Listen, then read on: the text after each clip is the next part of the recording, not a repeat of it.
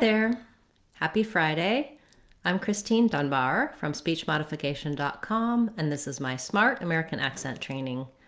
Welcome to our Word of the Day class, where we look at words that you've requested help to pronounce in American English.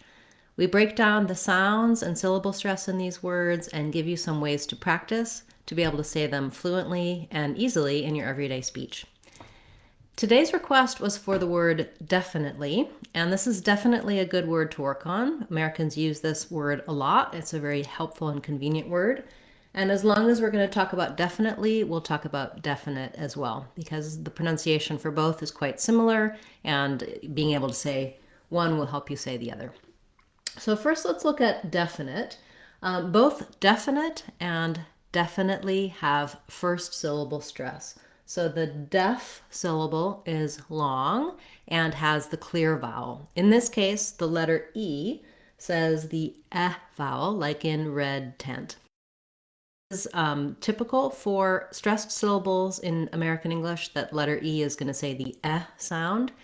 In our next American accent training class that we do at Friday, our live class at 12 o'clock, we'll talk about letter E and the different sounds that it can make. It's a great way to learn a little bit more, as well as using my Sounds of English course can help you understand sounds versus spelling. So looking at our def syllable, I'll just write that as D-E-F, and we're gonna stretch that one out.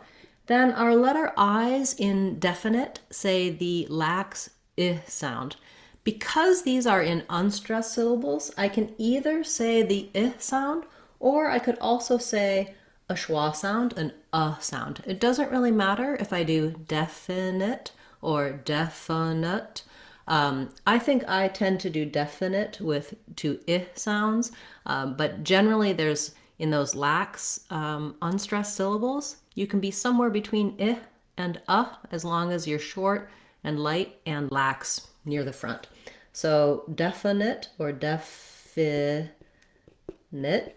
Then the last thing to know about definite is words ending with T in American English. Americans tend to not always say that T sound. So we will mark the T. We don't leave it off. Definite would sound wrong. But definite, we use a stopped T. My tongue goes up to form the T, but I don't release the air. It's okay if you use a released T, definite, with a little T sound. But when we're linking and when we're stopping, definite, we often use that stopped T. That's going to be useful when we get to definitely, because here we have the same exact sounds as in definite, but we add the li syllable at the end. And there I definitely don't want to do my T sound. So it sounds again like def, nit. I move up to that T and then I release it right into the L of the li syllable, definitely. You can hear how it sounds quite different if I say definitely with that aspirated T, and Americans won't do that. They'll flow right into that li syllable. So once you can say definite and definitely by themselves, you definitely should try them in some short phrases. The time is not yet definite. It's definite that we'll be meeting then. We definitely need to do this again. I definitely think that it's an important task. Okay, thank you for the request for the words definite and definitely. And if you have a request you'd like to see as part of the series, please feel free to leave that in the comments for this video or any of my videos, and I'll add it to my list for a future Word of the Day class. We have Word of the Day every day, and on Fridays we have our live question and answer class. That happens at 12 o'clock noon Seattle time or 3 o'clock Eastern time on YouTube.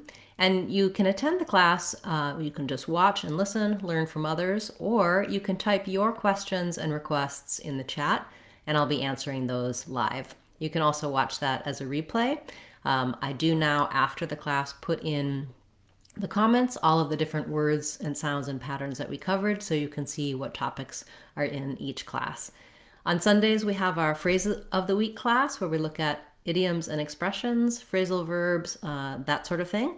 And we also have our members only class where channel members can ask their questions anytime throughout the week, and then I answer them for them on Sundays. They can also attend live on Sundays for a nice small group class for question and answer. I hope to see you again tomorrow in our Word of the Day and later today on Friday in our live question and answer class.